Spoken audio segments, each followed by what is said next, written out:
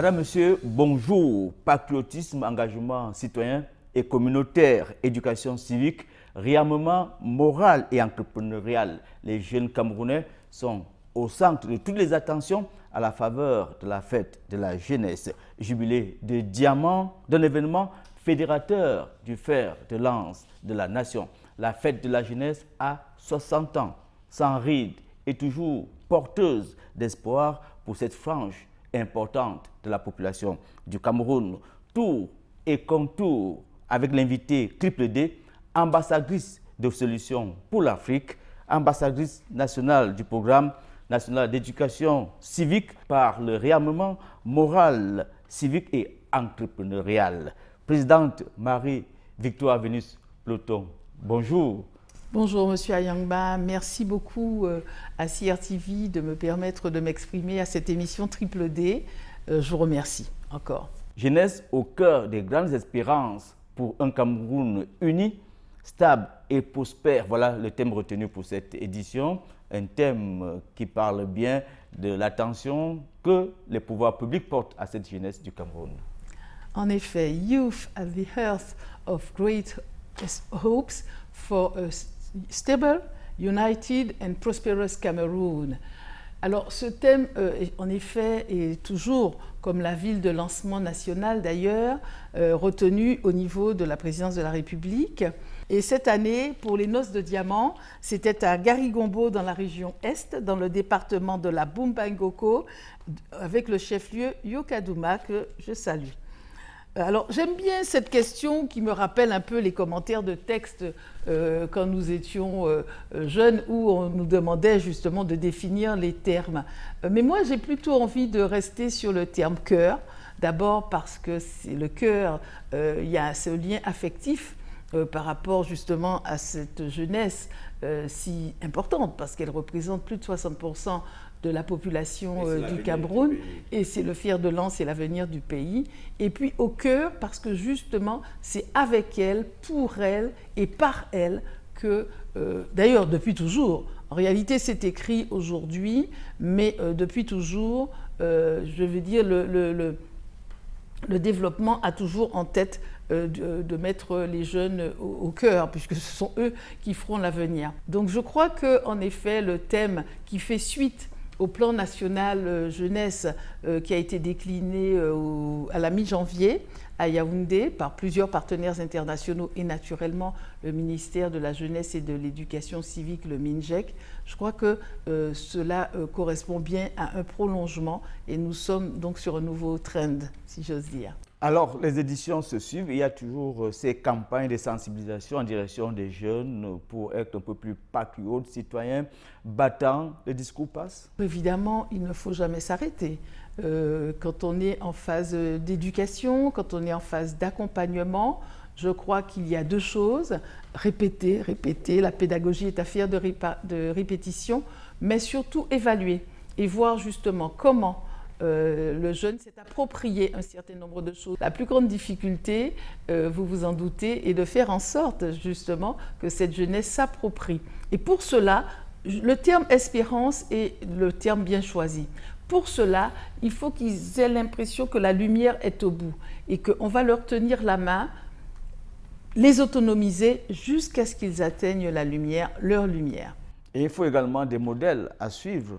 Oui, naturellement, c'est vrai que, comme vous le savez, dans toutes mes activités, je cherche à mettre en avant des rôles modèles camerounais sur place et dans la diaspora pour que justement la jeunesse puisse avoir cette boussole, puisse avoir envie de ressembler, que ce soit à partir de sa famille ou à partir des personnes qu'il rencontre lors des éditions des entretiens de l'excellence au Cameroun, lors des éditions du programme de mentorat innovant, inclusif et bilingue, ces rôles modèles qui sont finalement des personnes qui ont réussi au Cameroun, mais surtout qui leur disent que c'est possible, c'est dur, mais c'est possible, plutôt que d'avoir envie de partir. Partir pour revenir, aller se former et revenir, mais partir aussi pour aller dans sa région, retourner dans sa région dans le cadre de la décentralisation. Alors, la onzaine de la jeunesse est une belle occasion de réflexion, de débat, d'animation. culturels et traditionnels. Maintenant, comment sortir des slogans pour que les jeunes puissent véritablement s'approprier les valeurs? Au-delà du slogan, il y a l'appropriation de ce slogan, il y a la posture qui va correspondre à justement construire un Cameroun stable, uni, prospère. Qu'est-ce que ça veut dire? Et c'est ça qu'il faut leur expliquer. Si nous observons à l'étranger, nous n'avons pas ces assauts à répétition, c'est difficile, mais il y a cette stabilité. Unis. Unis pourquoi? Parce que justement, je parlais des discours de haine, je parlais de cette habitude que les jeunes doivent avoir, mais également les autres, à travailler ensemble, et unis parce que finalement l'excellence, elle est partout.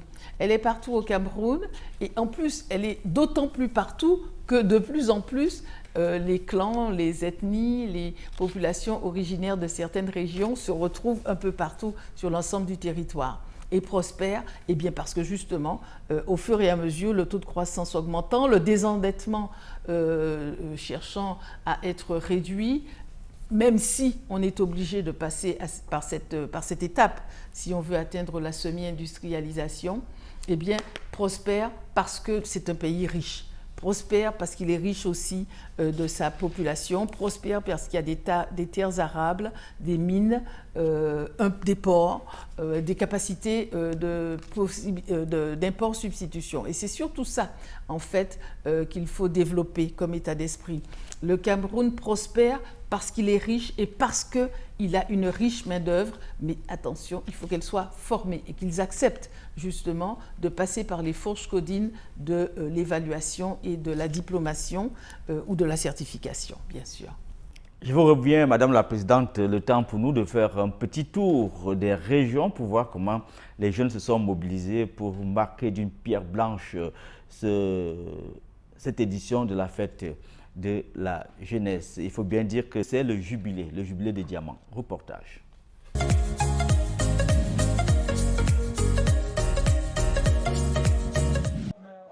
Stade municipal de Gari-Gombo, la jeunesse camerounaise retient le souffle de ses 60 années de célébration. La riche communauté scolaire de la localité est mobilisée sous l'encadrement de son élite. Parmi ces jeunes, estimés à plus de 15 000, dans cet arrondissement de 28 000 âmes, 25 sont bénéficiaires du plan triennal spécial jeunes. Des mains du médecin de famille, ils reçoivent des équipements et du matériel pour l'installation des villages pionniers et clusters économiques. Les groupes organisés de jeunes vulnérables du coin ne sont pas en reste. Leur remerciement à l'endroit du chef de l'État, président de la République, s'exprime à travers serments et motions de soutien et de déférence.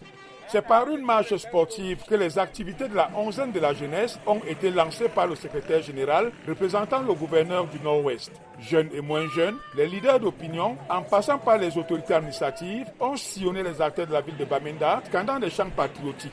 L'appel à la mobilisation a été réitéré pour un 11 février plus rayonnant. Un temple du savoir qui s'exprime à travers les signes, les icônes et les symboles de la nation sur le campus de Mekalat. L'université de Bolova honore le rendez-vous du soixantenaire de la jeunesse par ses journées portes ouvertes.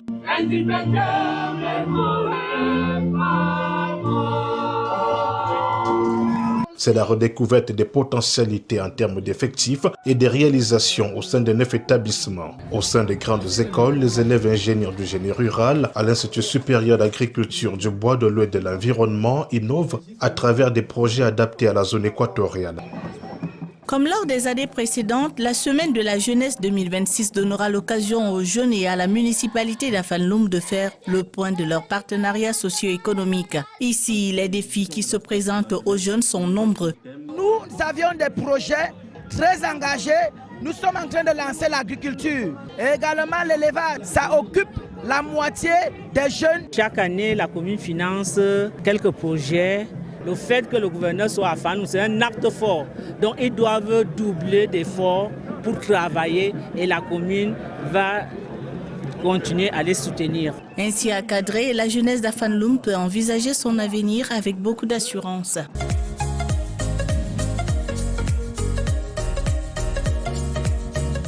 Alors, Madame la Présidente, nous venons de voir quelques jeunes en activité pendant cette semaine. Vous également, vous avez été sur le terrain. Comment vous avez trouvé cette jeunesse camerounaise? En effet, je me suis rendue pour le bilan des parlementaires jeunes de l'Est, au moment où d'ailleurs Monsieur le ministre allait lancer la 11e de la jeunesse. D'autre part, je suis allée aussi dans la Léquier, où j'ai pu rencontrer nous avions préparé bien sûr ce déplacement, j'ai rencontré des jeunes que je n'ai pas dérangés pendant leur activité scolaire, des femmes, mais surtout j'ai été formidablement émue par un petit qui avait créé avec sa maîtresse un poème sur le Pronec Réamorce. Ça donne envie aussi de faire en sorte que les jeunes comprennent mieux et que donc dans leur classe, dans leur école, dans leur lycée, il y ait aussi des ambassadeurs juniors du Pronec Réamorce. Et puis troisièmement, c'est vrai également que en rencontrant des jeunes femmes anglophones, en rencontrant des jeunes étudiants, ou tout simplement lors de la conférence que nous avons menée dans le cadre de la journée socio-éducative sur l'approche de la lutte contre les discours de haine, nous avons trouvé une jeunesse qui était attentive, mais qui attendait beaucoup de nous.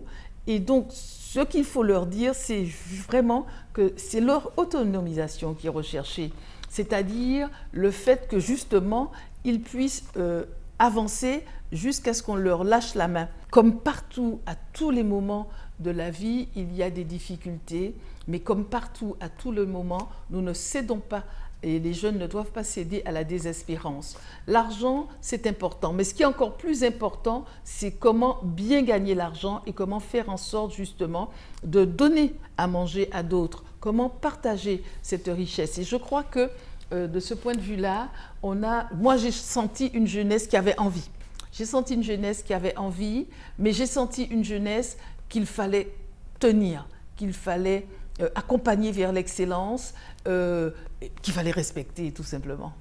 Et en tant qu'ambassadrice Pronec Réamorce, qu'est-ce que vous faites concrètement pour véhiculer ce message d'espoir? Le programme national d'éducation civique par le réarmement moral, civique, entrepreneurial est mené d'abord au sein du ministère de la Jeunesse, mais ce n'est pas un métier d'être ambassadrice du Pronec Réamorce. C'est une passion, c'est une activité qui permet justement d'accompagner et de faire naître d'autres activités en faveur du jeune, que ça soit naturellement, comme je le disais, en termes de civisme, en termes d'amour et de patriotisme économique de son pays, compréhension des emblèmes. Que faites-vous concrètement en tant qu'ambassadrice?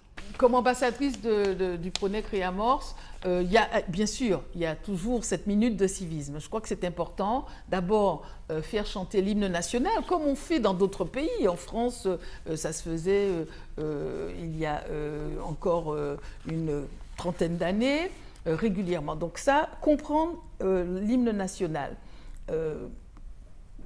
Va debout et jaloux de ta liberté. Ça, c'est important. Que ça, que ça soit la compréhension du drapeau, la minute de civisme, elle doit rappeler régulièrement un certain nombre de choses. Ce n'est pas tout à fait de la morale, c'est plutôt une déclinaison de la posture. En réalité, comme ambassadrice de Pronec Réamorce, mon activité est plutôt, bien sûr, de faire intérioriser les postures nécessaires pour pouvoir créer de l'emploi, pour pouvoir créer son emploi, pour se former, respecter les règles du pays et puis avoir ce comportement civique, ce sens critique, notamment face à la déferlante de la désinformation sur les réseaux sociaux, tout ce discours de haine. Je crois qu'il faut vraiment lutter et puis prendre en compte que finalement la jeunesse doit être prête à prendre les rênes demain, les rênes de son entreprise, les rênes de sa famille,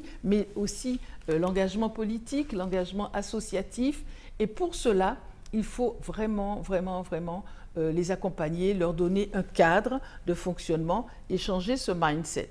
Alors c'est vrai que on peut se dire que certains pays comme la Corée du Sud ont réussi grâce à ce patriotisme, à ce civisme quasiment exacerbé et cette volonté aussi de développer leur pays.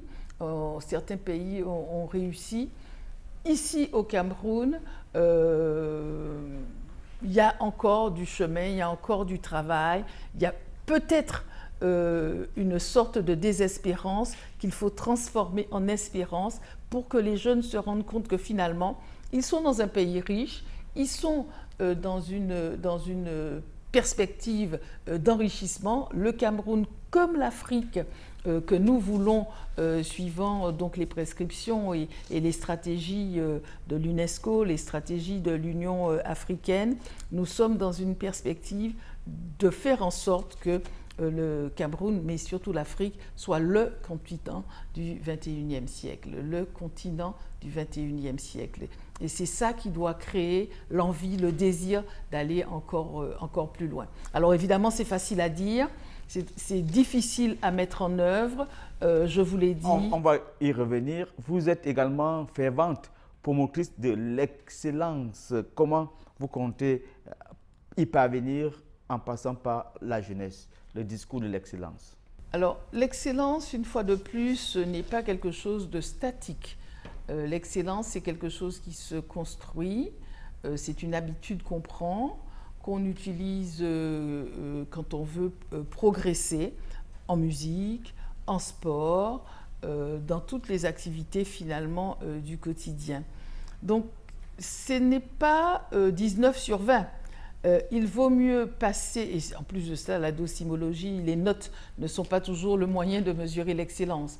C'est vraiment la capacité à se dépasser, la capacité à créer des objectifs et au fur et à mesure de les évaluer pour pouvoir atteindre ces objectifs à la fin. Donc forcément, c'est à la portée de chacun. Forcément, c'est quelque chose qui est très facile à développer. Ce qui est le plus difficile, c'est la récompense de l'excellence. Et je crois que nous devons aussi faire effort, et c'est pour ça qu'il y a ce plan de 50 milliards, c'est que ceux qui ont fait l'effort de créer leur entreprise, ceux qui ont fait l'effort de rentrer dans le système de la stratégie nationale 2030 vers l'émergence 2035, soient récompensés par les accompagnements prévus par le chef de l'État. Ambassadrice de solutions pour l'Afrique, on va peut-être évoquer le volet IA, intelligence artificielle. Est-ce que c'est également une solution actuelle pour la jeunesse? Alors ça tombe très bien parce qu'il y a la 4e édition de AI Impact Summit à New Delhi, en Inde. Et c'est justement après le Japon, après la Corée et après Paris en 2025, ce sommet vise surtout à mesurer l'impact et à faire en sorte que nous puissions, grâce à l'intelligence artificielle, trouver des solutions pour le Grand Sud.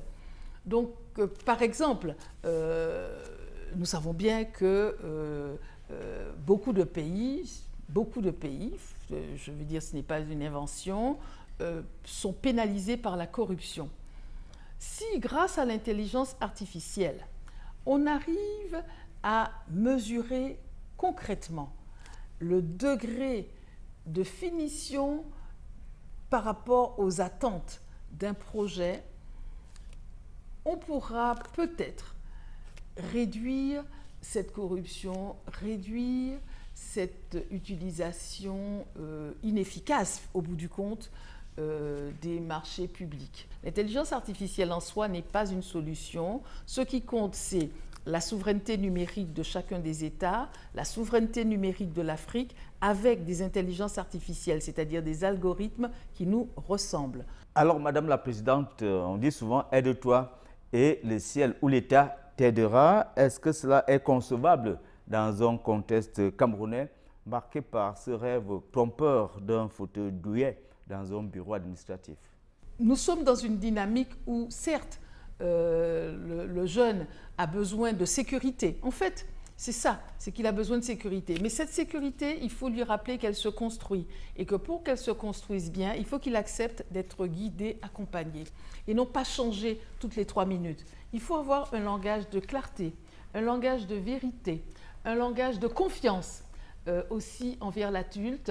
Et quand on vous demande de faire quelque chose, quand on vous conseille un certain nombre d'activités, un certain nombre d'analyses de situations, mais surtout également de vision vision partagée sur l'avenir, je crois qu'il faut qu'ils acceptent de nous écouter.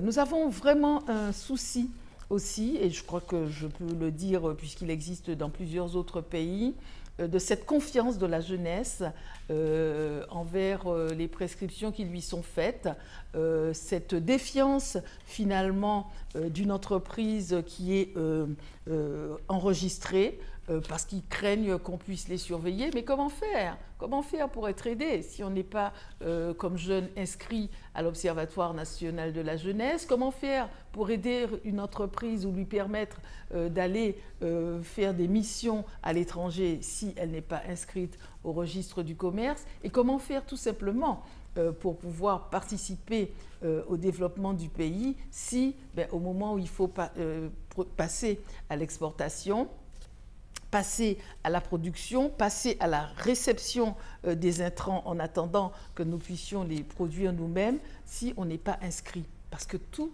effectivement, dans un pays moderne, dans un pays démocratique, effectivement, il faut une certaine traçabilité.